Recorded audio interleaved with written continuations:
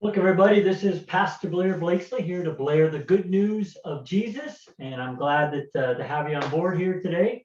I want to start off with a testimony.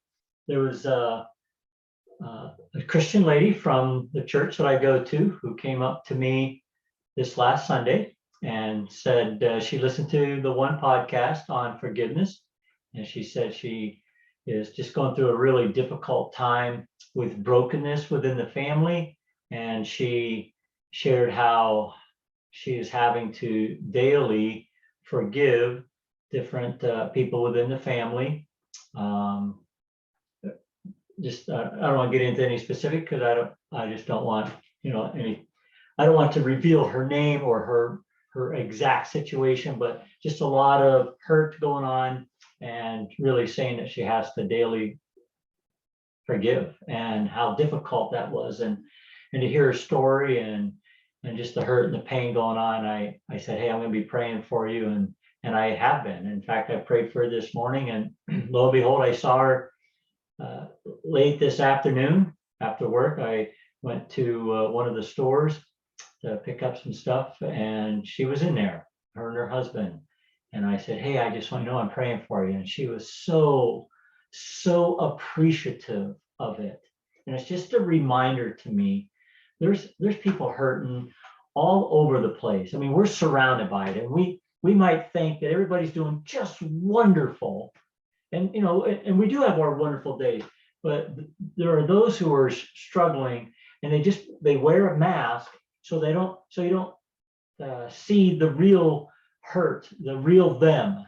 And so, boy, if we just can connect with people and ask them how they're doing it, and doing it not like, hey, how are you today? And yeah, good, thank you. Yeah, me too. Yep, thanks, bye. I mean, just, hey, how are you doing today? No, really, how are you doing today? And what an opportunity to be able to minister to people and to pray for them. I was in the store and just chatting with someone this week, and they started sharing some stuff going on, and I'm like, well, hey, do you want me to pray with you right now? I'd like to pray with you right now. And they're like, well, yeah, sure. I mean, an awkward situation, but it's just an opportunity, and people appreciate it. So I mean, I'm obviously going to reach people, that maybe don't want to have anything to do with the Lord or whatever. But I tell you what, out of respect, more people say yes than they say no when you say, hey, can I pray for you? So hey, just keep that in mind.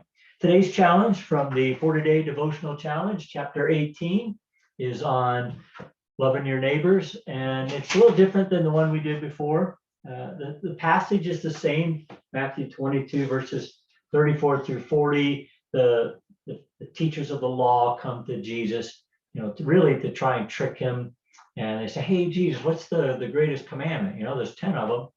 And Jesus quotes Deuteronomy 6, chapter 6, verse 5, and says, hey, the greatest commandment is to love the Lord your God with all your heart, with all your soul, with all your mind, with all your strength. And he says, and the second greatest commandment is kind of like that.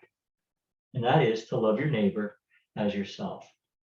Now, again, we've shared this verse before, but today's challenge is going to be really specific, because, when Jesus said, love your neighbor, he meant anyone. Anyone is your neighbor. But today's challenge that I have for the book here is to love your neighbor that is in your living quarters area. For those of you who live in the city, your neighbor is going to be the person on your right, that house on the right, the left, across the street, or down the block, whatever. But so your challenge would be to, okay, God, who can I reach out to in my neighborhood right here? For those of you who live out in the country, and I live out in the country, and your neighbor might be 2 miles down the road. Your neighbor might be in your block, which just happens to be a 5-mile block around the loop or whatever. So here, that's the challenge, is to reach out to one of your neighbors. And so hopefully you know who some of your neighbors are ahead of time. To be honest with you, I'm just getting to know, we've only been in this where we live now for a year, and I've gotten to know a number of neighbors, but I also know some of the neighbors that I've known from years ago, but I haven't been over there. In fact, I knew I was going to do this challenge today. So I thought, boy, today I want to do my challenge today before I even go on with the podcast. So I went to our neighbor who lives just up the road here and thought, I mean, he puts a sign out by the road and just has inspirational, encouraging, thought-provoking words that he puts on this big board out by his house. And I thought, man, I just want to stop there and say, hey, yeah, I appreciate the words you put out there. Whether he does it once a week, he doesn't have a set time, but just wanted to say, hey, thank you to him. And then I wanted to tell him that, hey, I love the way you like to inspire others. If there's anything I can do to help encourage you, you give encouraging words to all the traffic that drives by. I just want you to know, I love to pray for people. So if you ever need prayer for anything that you're going through, or a friend of yours or whatever that's close to you or whatever, just let me know and I'll gladly pray. So that was my intent to go up there, which I did, but he wasn't home. Went to another neighborhood house. They weren't home either. So I'm going to do it this week, and I'll be able to share that with you. I might do it on Facebook. Might do it next week. So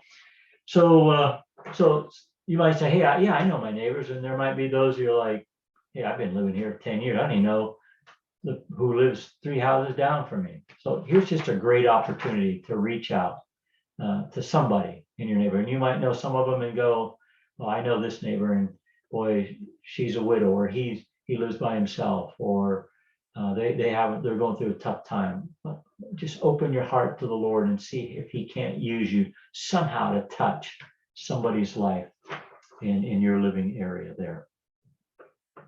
So just some thoughts of things that you can do. Well, if you see them outside, I mean, go over there and visit with them. Some people are very private. That's why it's hard to like knock on the door and say, hey, can I come on in and visit with you? Sometimes that's probably a better idea, just to call them in advance or whatever. But if you see them outside, that's a more open. They don't feel like they're, hey, my house is a mess or whatever. Hey, it's outdoors, So what a great place to be able to chit chat and talk with them. Maybe you see your neighbor working in their garden, or planting their garden, or doing yard work or something. Boy, what a great way to connect with someone and capture their attention. I mean, then to show up and say, hey, I want to give you a hand. I want to help you out. When I was younger, and I mean, I'm talking teenager age, my twin brother Blaine and I, we mowed this neighbor's yard. Mrs. I mean, she's long past now, but Mrs. McClinic was her name, and we mowed her yard, and it was a big yard. I mean, it was huge. It took us a long time. We had a rider and a push mower, but there's a ton of stuff that we had to push mow around. It took us about an hour and a half to do each one, and because there's so much push.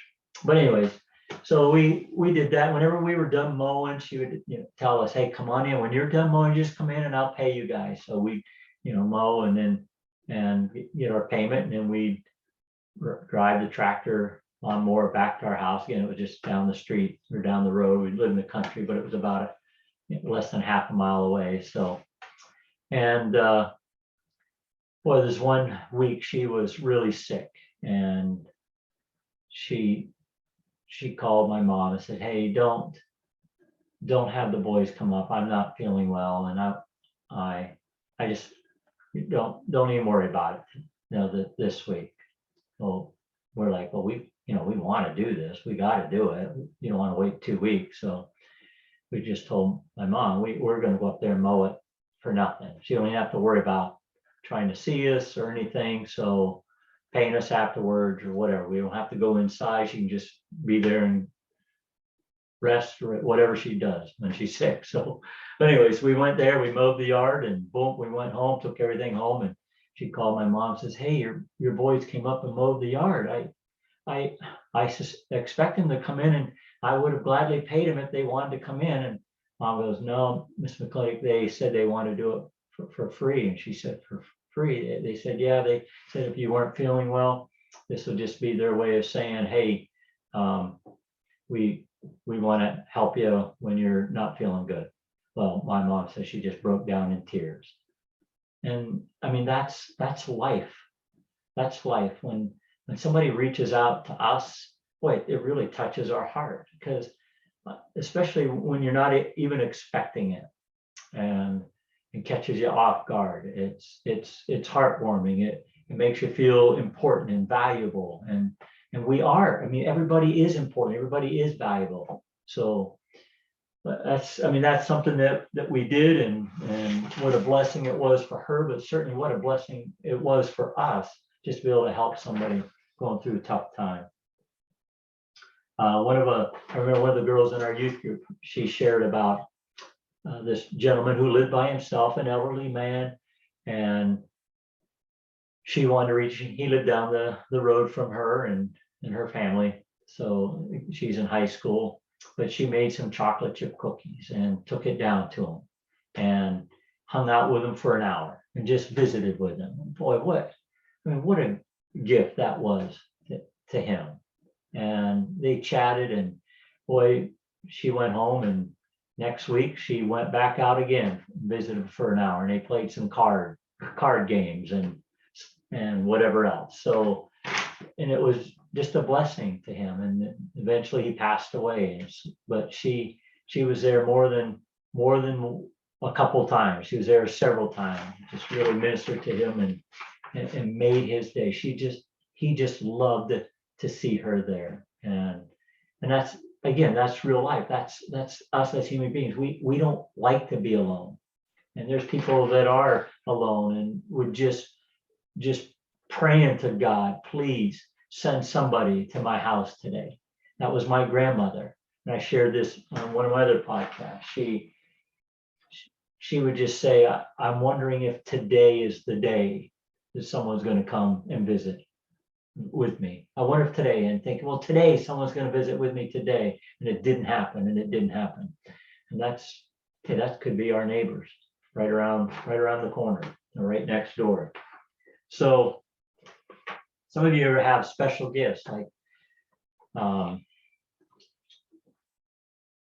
you might be an auto mechanic or something, and you hear that your neighbor their brakes need replaced, whatever, and they don't know how to do it. And you're like, hey, I'll save you some money. I'll come over and let's do this together. Let's do it as a project together and help them change their brakes or show them how or whatever, especially if they don't know how. But there's just a numerous gifts that you might have. My mom loved to knit, and I don't know if it was knitting or crocheting, I don't know which it was, but she would knit gloves, winter gloves and scarves and winter hat. And that's something that maybe you could do for your neighbor. Do something in that order. So again, there's just, I don't know what your gifts are, you do, and just pray to God, hey, Lord, how can I use my gift to touch somebody today? Or maybe you're not real talkative, but you know that the neighbor could use some food, and you could maybe bake them a meal. You're fixing your food for your supper, fix a little extra, and then take it over and just say, hey, I'm thinking of you guys today, and I just thought I'd bring over some food for you. Wow, they just so much appreciate that, and it'll be a real blessing to them. Some of you just have a real kind heart. You love to hear what people are going through, and like this lady, she shared with me in church that her neighbor would come over and visit with her and just want to make sure, hey, is there anything that you need? And they became friends, and that lady from our church just started sharing about how she needs to sell her house and wants to buy this trailer, downsize, can't afford to live in her house. And so the neighbor lady prayed with her about the Lord to help her sell her house so she can get into this trailer. And boy, when that lady came to church, she shared that testimony with the rest of the church of how God just answered that prayer for her.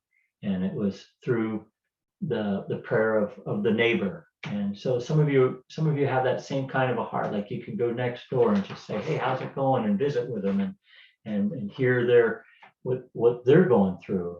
Maybe a broken relationship or whatever. So just an opportunity to minister to people. I told you I wanted to stop at the neighbor's house and just didn't get a chance to, but I'm going to do it this week. And I would love to, and I'm going to share a testimony. In fact, I'll just say I'll share the testimony next week of how it went and what happened and all that stuff. So, but you know, if you share something, I'd love to hear a testimony. And someone might ask you, well, hey, why are you doing this?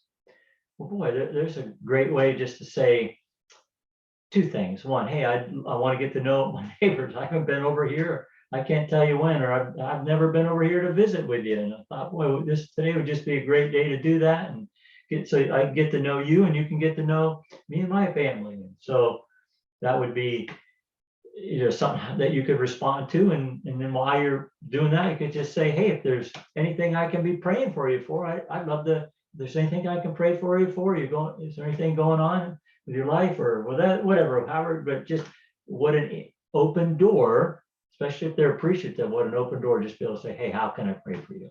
And be a witness for the Lord in that respect.